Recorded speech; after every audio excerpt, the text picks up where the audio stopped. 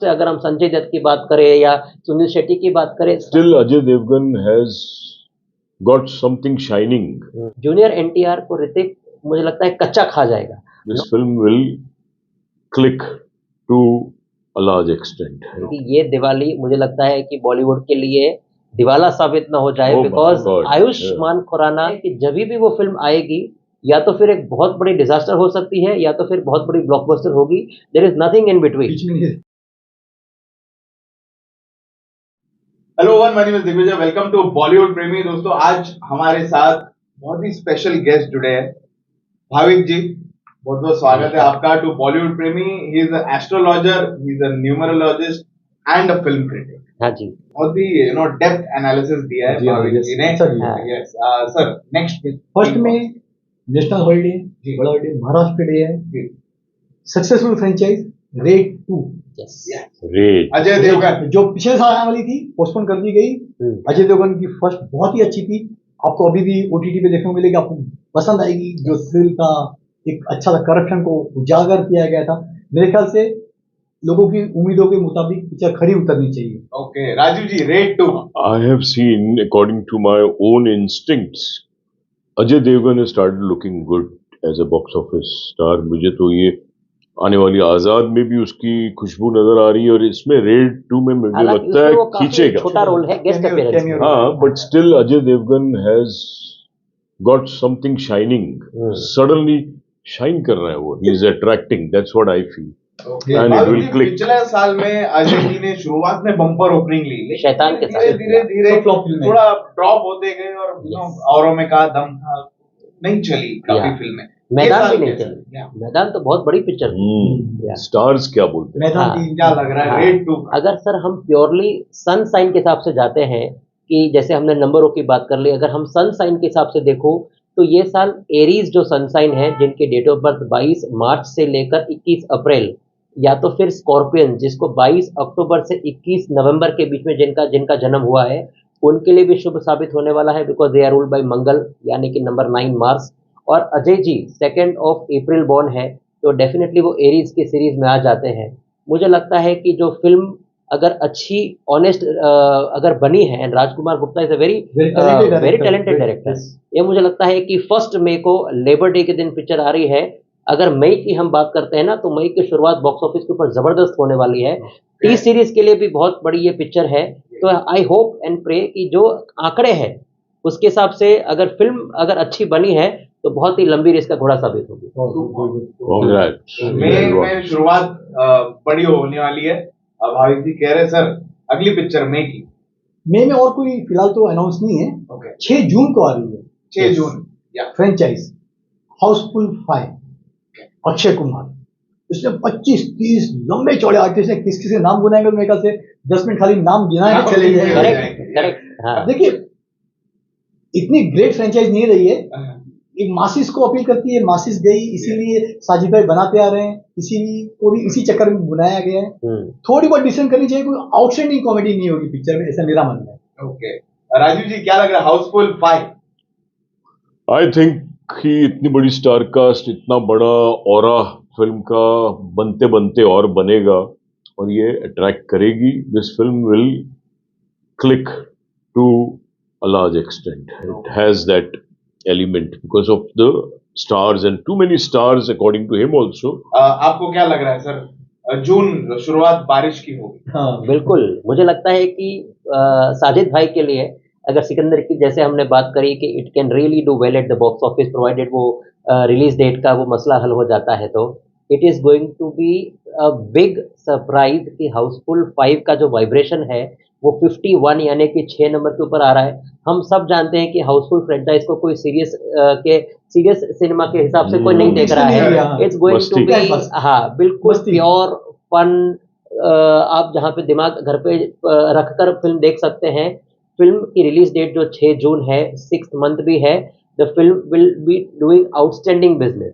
सिर्फ ये डायरेक्टर है तरुण मनसुखानी. वो मुझे लगता है कि अगर फिल्म में अगर कुछ गड़बड़ रही तो डायरेक्टर को थोड़ा इनकंसिस्टेंट है. तरुण मनसुखानी का ट्रैक रिकॉर्ड इतना अच्छा नहीं रहा है. तो बट यस, अक्षय कुमार फिर भी जो हाउसफुल फ्रेंचाइज को लीड कर रहे हैं, again he is a number 9। जैसे मैंने कहा कि उनकी जो सितारे हैं ये साल में काफी बुलंद है, तो उस हिसाब से अगर हम संजय दत्त की बात करें या सुनील शेट्टी की बात करें, सारों मुझे लगता है कि it's going to be pure crazy mad fun. और टाइमिंग भी सही है फिल्म का, रिलीज डेट का एस्ट्रोलॉजिकली भी सही लग रही है। साजिद भाई का भी नंबर 9 चल रहा है, तो ये फिल्म निकल जाएगी। ओके, मतलब साजिद भाई की दूसरी पिक्चर पे भी पैसों की बारिश होने वाली है बॉक्स ऑफिस पे, ऐसा कह रहे हैं Bhavik ji. That is Housefull 5। आते हैं सर अगली फिल्म पे। 14 अगस्त, वॉर 2। वॉर 2 बहुत बड़ी फिल्म है यशराज बैनर की। ऋतिक रोशन पहली बार जूनियर एनटीआर हिंदी फिल्मों में कदम रखेंगे बतौर विलन। कियारा आडवाणी डायरेक्टर है, आयन मुखर्जी। प्रॉब्लम यह है कि एक्शन उनका फोर्टे नहीं है। वो रोमांस भी ज्यादा करते हैं। आयन मुखर्जी पहले सिद्धार्थ आनंद ने डायरेक्ट की थी, बहुत स्टाइलिश बनाई थी, मतलब कमाल का। गाने बहुत अच्छे थे, एक्शन कमाल की थी। लेकिन क्या आयन मुखर्जी उसको वो लेवल तक बना पाए हैं? मुझे डाउट है। थोड़ा डाउटफुल लग रहा है आयन मुखर्जी पे, लेकिन टाइटल वैल्यू है सर वॉर 2 और स्टार्स भी वैसे। बट वॉर 2 की टाइटल वैल्यू तो है, but I don't find in Hindi junior NTR. Hrithik का कितना जादू चलेगा नहीं बोल सकते। आयन मुखर्जी जैसे आपने कहा, ऐसे I also feel he is not up to the mark for a war film, for an action film. He's good for a social film. He's good for a love story. Whether he'll be able to justify is a question, and that question makes me feel discouraged about the film's box office value. Bhavik ji 25 साल हो गए ऋतिक रोशन को, बिल्कुल अभी 10 तारीख को, and junior NTR है उनके साथ में। क्या लग रहा है वॉर 2 का? क्या पुष्पा का रिकॉर्ड तोड़ेगी? वो तो मुझे लगता है कि हाँ, वो तो एक 10 साल में एक पिक्चर आती है जो उतना लेवल का बिजनेस करेगी। यहाँ पे मैं गुप्ता जी और राजीव से डिफर करूंगा। बॉक्स ऑफिस का अगर मैं आंकड़ा देखता हूँ, वॉर 2 नंबर 2 के ऊपर वाइब्रेट हो रही है। 14 अगस्त 2025 को फिल्म रिलीज होने वाली है। एंड ऋतिक, उनका जो डेट ऑफ बर्थ है 10 जनवरी 1974 के हिसाब से उनका जो भाग्यांक है वो 5 नंबर के ऊपर एडअप हो रहा है। एंड मुझे लगता है कि वॉर ऑफकोर्स पिछली वॉर से तो ज़्यादा ही धंधा करेगी, बिकॉज इतने हमारे जो इन्फ्लेटेड टिकट प्राइजेस है, जो हमने एक माहौल बना के रखा है इंडस्ट्री में, जो मुझे लगता है कि ज़्यादातर फिल्में इसलिए नहीं चलती है। वॉर 2 में मुझे लगता है कि जहाँ तक स्क्रीन्स का सवाल है और जहाँ तक मार्केटिंग का सवाल है, यशराज फिल्म्स कुछ भी पीछे नहीं हटने वाले हैं। आदित्य चोपड़ा खुद 21 मई यानी कि 3 नंबर है न्यूमरोलॉजी में, ये साल 3, 6 और 9 के लिए मुझे लगता है, जैसे हमने स्टार्टिंग में ही कहा, बहुत बढ़िया होने वाला है। वॉर 2 बॉक्स ऑफिस पे कमाल कमाल बहुत धमाल कर देगी मुझे लगता है। यस, बस एक चीज है, जूनियर एनटीआर को ऋतिक मुझे लगता है कच्चा खा जाएगा। नॉट दैट कि वो वीक विलन साबित होंगे, बट यस, क्योंकि ऋतिक का जो ऑरा है और ऋतिक का जो प्रेजेंस है ना, वो उसके सामने जूनियर एनटीआर को थोड़ा कम लेवरेज मिलेगा। बट यस, फिल्म बहुत बड़ी हिट होगी, it's a given. Wonderful wonderful sir, congrats. Bumper जाने वाली है war 2 good for the industry. Yes, चलती है तो डेफिनेटली इंडस्ट्री के लिए अच्छा है, यशराज बैनर के लिए अच्छा है। जी हाँ, बॉलीवुड के लिए। आफ्टर वॉर 2 सर कौन सी फिल्म है? दिवाली के टाइम पे 17 अक्टूबर को आ रही है थामा। आयुष्मान खुराना और अपनी लकी हीरोइन रश्मिका मंडाना। मैडॉक की पिक्चर है अगेन। मैडॉक काफी शूटिंग तो हो गई है, लेकिन अंदर की रिपोर्ट कुछ नहीं मिली कि क्या एग्जैक्ट प्लॉट है, क्या है। तो वी नेवर नो कि दिवाली पे कैसे धमाका करेगी ये पिक्चर। ओके, राजीव जी थामा। आई थिंक इसकी खुशबू और निकलेगी। अभी नई नई है, पैदा हो रहा है बच्चा, इसको 10 महीने बाकी है। मत सोचो आप कि ये पोस्टर रिवील हुआ है। यस, स्टार्स भी इधर उधर घूमते हैं, हो सकता है मैडॉक का स्टार चले, फिल्म की बात बने, और दिवाली में आ रही है तो दिवाली की बात भी साथ में मैच हो सकती है। Picture can click. Bhavik ji क्या लग रहा है थामा का? सर मुझे आयुष्मान का कुछ बराबर करियर नहीं चल रहा है। बिल्कुल सर, यही है कि ये दिवाली मुझे लगता है कि बॉलीवुड के लिए दिवाला साबित ना हो जाए, बिकॉज आयुष्मान खुराना के सितारे अगर 2025 की बात करें, 14 सितंबर जो उनका डेट ऑफ बर्थ है, अगेन नंबर 5 के आ जाते हैं, just like Kangana. Definitely sir वो थामा एज अ न्यू फ्रेंचाइज, ऐसा भी नहीं कि कोई बहुत बड़ी फ्रेंचाइज का सेकंड पार्ट है।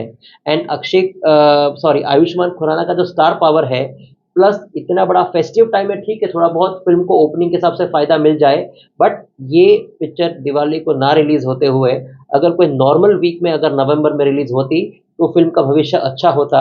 अभी डेट ऑफ रिलीज हमको पता नहीं है, शायद 20 अक्टूबर या 21 अक्टूबर का रिलीज डेट होगा, दिवाली या नए साल के हिसाब से। बॉक्स ऑफिस पे ये फिल्म रह जाएगी। आयुष्मान खुराना में उतना ये साल में स्टार पावर नहीं है कि वो दिवाली की पिक्चर को बहुत बड़ी ओपनिंग दे सके, अपने कदम पे चला सके और कोई बड़ा लैंडमार्क बिजनेस कर सके। ओके, तो ध्यान देना पड़ेगा दिवाली की जो काफी शॉकिंग है ये डेट मैडॉक वाले जो चुनेंगे। या बिल्कुल। और जो थामा का जो एक टाइटल का वाइब्रेशन टाइटल भी है नहीं ना, जम रहा है एग्जैक्ट, लोग पता हाँ, नहीं टाइटल वीक है। यस, बहुत कमजोर टाइटल डिसाइड किया है मेकर्स ने। हाँ, हो सकता है कोई कैरेक्टर का नाम हो या कोई गांव का नाम हो या जो horror comedy, yes horror comedy है, कॉमेडी जो है लेकिन क्या है वो समझ में नहीं आ रहा है। समटाइम्स हर एक हॉरर कॉमेडी को आप उसको पुल नहीं कर सकते हैं। ठीक है, उन मैडॉक का एक अच्छा एक फेज चल रहा है, 2024 में हमने देख ही लिया, बट वो रेपुटेशन मुझे 2025 में थोड़ा गड़बड़ लग रहा है दिनेश विजन जी के लिए। थामा को कर दो थामा।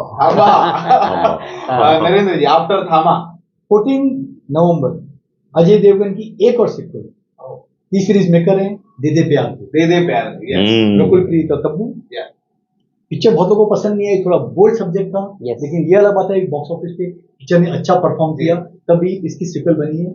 उम्मीद है कि आज की यूथ जो ऐसा डिफरेंट सिनेमा देखना चाहती है वो यकीनन इस फिल्म को देखने जाएगी। Okay, Rajiv ji. I find it good, attractive for Ajay Devgan and Rakul Preet. I think this film will show good colors. Okay, आपको क्या लग रहा है सर?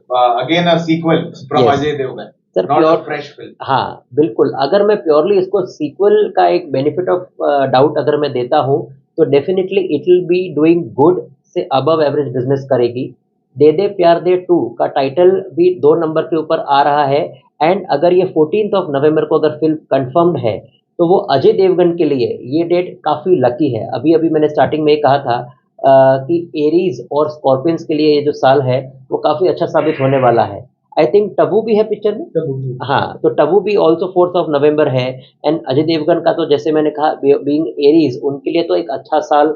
रेड 2 के बाद उनकी एक जो एक्स्ट्रा ऑडियंस जो है वो उनको एक अलग रोल में देखना चाहेगी, बिकॉज एक में जहाँ पे वो इन्वेस्टिगेटिव ऑफिसर है, दूसरी पिक्चर में ही इज प्लेइंग हस्बैंड जो शायद, हाँ, तो एक काफी मुझे लगता है एज अ कैरेक्टर भी ऑल्सो वो एक, हाँ, तो ऑफकोर्स कोई बहुत बड़ी हम नंबर्स की या बॉक्स ऑफिस फाड़ के रख दी ऐसी कोई बात नहीं है, बट यस फ्लॉप तो नहीं होगी, अच्छी खासी चल जाएगी।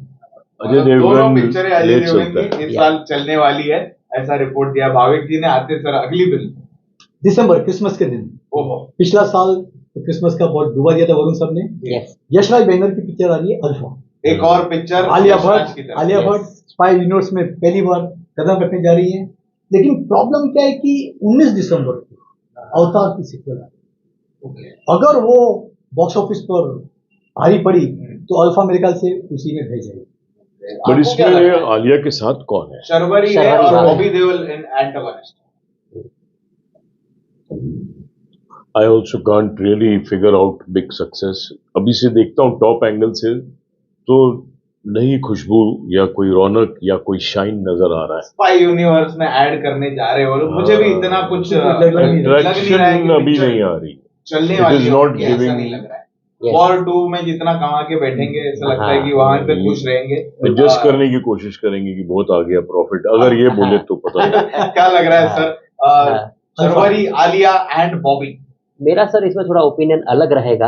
अच्छा, 25 दिसंबर की आई टोटली एग्री विथ आपके साथ सर की अवतार का बहुत बड़ा कंपटीशन है, बट ये जो रिलीज टाइमिंग होगा क्रिसमस का प्लस अल्फा, अगर मैं टाइटल वाइब्रेशन देखता हूँ तो 18 नंबर यानी कि नंबर 9 जो अगेन एक्शन के लिए ज़बरदस्त है।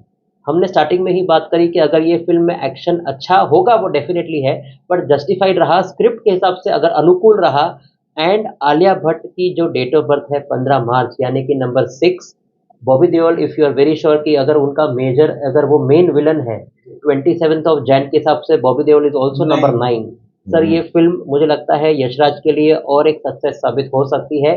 डेफिनेटली आपने कहा वॉर 2 या कोई उनकी दूसरी फ्रेंचाइज है उसके मुकाबले नहीं, but as a female oriented spy universe अगर हम उसके हिसाब से देखें, ये फिल्म काफ़ी एक फेस्टिव सीजन भी है, वो कहीं ना कहीं पिक्चर निकल जाएगी। तो ये एक है कि भाई बॉलीवुड का जो एंड ऑफ द ईयर है वो काफी एक अच्छा साबित हो सकता है, वो एक है विद अल्फा। Wonderful wonderful. तो इसके अलावा बहुत सारी फिल्में की रिलीज डेट पता नहीं है कब पूरी होंगी, कब रिलीज होंगी, लेकिन 2 फिल्में जैसे कि बन चुकी हैं। एक तो है राजकुमार संतोषी की जिसमें सनी देओल है, लाहौर 1947, या आमिर खान की प्रोडक्शन की है। पता नहीं बॉर्डर के बाद वापस लोग सनी पाजी को उस फिल्म में एक्सेप्ट करेंगे नहीं करेंगे। फिल्म की रीशूटिंग हो रही है, आमिर सर को कुछ पोर्शन पसंद नहीं है, डेट ऑफ रिलीज फिक्स नहीं है। और दूसरी खुद आमिर खान की सितारे सितारे जमीन पर, जो तारे जमीन की सीक्वल बता रहे हैं, एक वो रिलीज होगी। दोनों की रिलीज डेट के बिना अगर भाविक सर कुछ बता सकें कि या राजीव सर की आपको कैसी लग रही है दोनों फिल्म? मेरे को वो तो लाहौर तो लग रहा है कि चलेगी, बात है, क्योंकि सनी देओल का ये साल मेरे को लगता है अट्रैक्टिव है, डायनेमिक है, टाइटल अच्छा है, कहानी अच्छी है, बात अच्छी है।